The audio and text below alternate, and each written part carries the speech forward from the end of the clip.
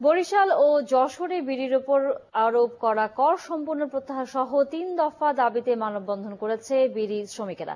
রোববার সকালে বরিশাল নগরীর সোহেল চত্বরের প্রতিবাদ সমাবেশ করে তারা। এ সময় বিড়ি শ্রমিকরা দাবি করেন, তাদের কথা না চিন্তা করে প্রতি বছরই বাজেটে বিড়ির উপর কর বাড়িয়ে এই শিল্পকে ধ্বংস করার চিন্তা করছে সরকার।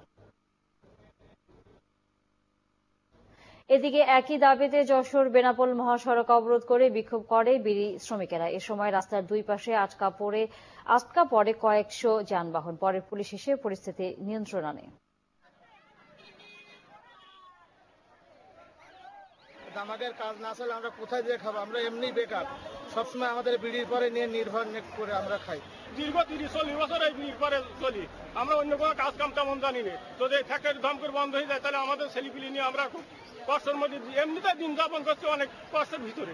মাননীয় প্রধানমন্ত্রী 2009 সালে 29 জুন যে বক্তব্য দিয়েছিলেন, সেই বক্তব্যটি 2014-15 অর্থ বছরেও আমরা আশা করি।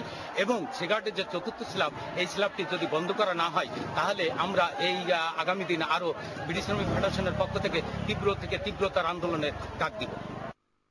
মানিকগঞ্জে হরিরামপুর জ্যোৎস্না বেগম নামে এক নারী এবং তার শিশু কন্যার লাশ উদ্ধার করেছে পুলিশ। পুলিশ জানায়, সকাল 9টার দিকে